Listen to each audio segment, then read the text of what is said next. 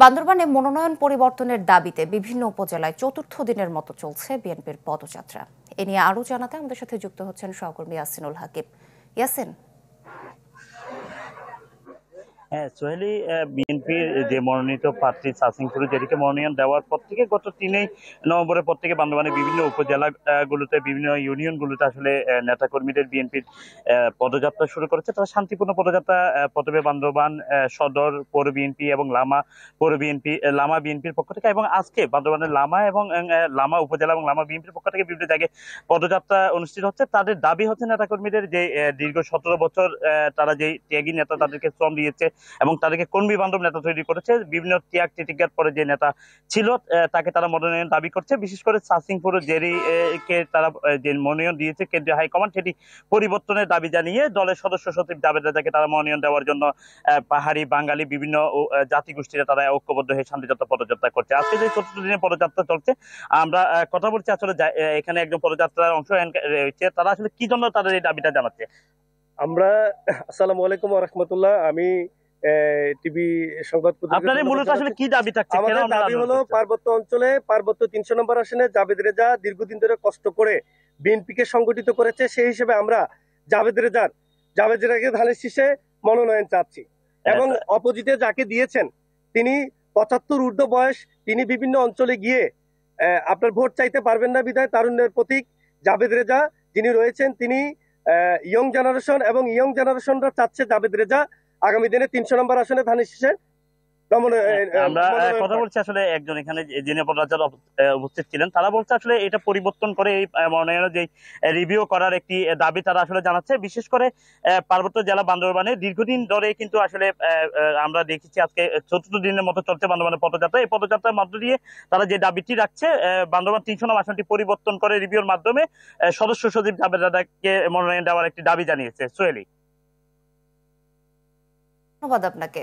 দর্শক, বান্দরবানে মনোনয়ন পরিবর্তনের দাবিতে 4th দিনের মতো চলছিল সেখানে পদযাত্রা, সে বিষয়ে জানাচ্ছিলেন সহকর্মী ইয়াসিনুল হাকিম।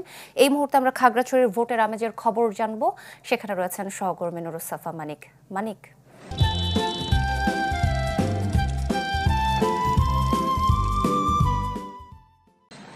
সোহেলি, ত্রয়োদশ জাতীয় সংসদ নির্বাচন কিন্তু যদি সব ঠিকঠাক থাকে হয়তোবা আগামী মাসে নির্বাচনের তফসিল ঘোষণা করা হবে এবং তারপর হয়তোবা নির্বাচনের একদম তারিখ সুনির্দিষ্টভাবে বলা যাবে। তবে তার আগে থেকে কিন্তু খাগড়াছড়িতে দেশের অন্যান্য জেলার ন্যায় কিংবা অন্যান্য আসনের ন্যায় কিন্তু খাগড়াছড়িতে নির্বাচনী যে আমেজ, সেই আমেজ কিন্তু জমে উঠেছে। আমরা দেখেছি আনুষ্ঠানিকভাবে বিভিন্ন দল ইতিমধ্যে কিন্তু তাদের যে খাগড়াছড়ি 298 নং সংসদীয় আসন, সেই সংসদীয় আসনের জন্য তারা কিন্তু প্রার্থী ঘোষণা করেছেন এবং সেই প্রার্থী ঘোষণার পর থেকে তারা কিন্তু খাগড়াছড়ির 9 উপজেলার বিভিন্ন যে জনপদ রয়েছে সেই জনপদ তারা কিন্তু ঘুরে বেড়াচ্ছেন এবং ঘুরে তারা কিন্তু ভোটারদের ধারে ধারে যাচ্ছেন, জনসংযোগ যে কার্যক্রম সেটি করছেন। আমি যদি একদম বলি নির্দিষ্টভাবে, সেটি হলো বিএনপি থেকে কিন্তু আব্দুল ওয়াদুদ ভূঁইয়াকে কিন্তু মনোনয়ন দেওয়ার পর থেকে তিনি কিন্তু নির্বাচনী যে প্রচারণা সেটি শুরু করেছেন এবং বাংলাদেশ জামাতে ইসলামী থেকে অ্যাডভোকেট ইয়াকুব আলী চৌধুরীকে কিন্তু তারা দলীয়ভাবে মনোনয়ন দিয়েছেন। তিনিও কিন্তু নির্বাচনের মাঠে কিন্তু যে নির্বাচনী প্রচারণার কাজ, গণসংযোগ অন্যান্য কার্যক্রম সেটি চালিয়ে যাচ্ছেন এবং ইসলামী আন্দোলন বাংলাদেশ থেকে মাওলানা কাউসার আজিজিকেও কিন্তু মনোনয়ন দেওয়ার পর তিনি কিন্তু মোটর শোভাযাত্রা সহ গণসংযোগ অন্যান্য যে কার্যক্রম সেটি চালিয়ে যাচ্ছে। তবে এখনো পর্যন্ত এনসিপি থেকে কিন্তু আমরা নির্দিষ্টভাবে কোনো প্রার্থীকে এখনো কিন্তু মাঠে কাজ করতে দেখিনি। তবে তারা কিন্তু নির্বাচনী যে কার্যক্রম সেটি তারা চালিয়ে যাচ্ছেন বলে তারা আমরা তাদের যে সামাজিক যোগাযোগ মাধ্যম রয়েছে কিংবা নেতৃবৃন্দদের সাথে বিভিন্ন সময় কথা বলে জানতে পেরেছি। তবে এখনো পর্যন্ত তারা তাদের যে আগামী নির্বাচন কে প্রার্থী হচ্ছেন সেই বিষয়ে তারা কিন্তু সুনির্দিষ্ট কোনোভাবে এখনো কিন্তু প্রার্থী কে হচ্ছে সেটা কিন্তু বলতে পারেনি। এবং এবি পার্টি থেকে আমরা দেখেছি প্রার্থী ঘোষণা করা হয়েছে এবং এই প্রার্থী ঘোষণা করা হলে কিন্তু এখনো পর্যন্ত তাদের আনুষ্ঠানিক কোনো কার্যক্রম আমরা কিন্তু খাগড়াছড়িতে মাঠে দেখছি না।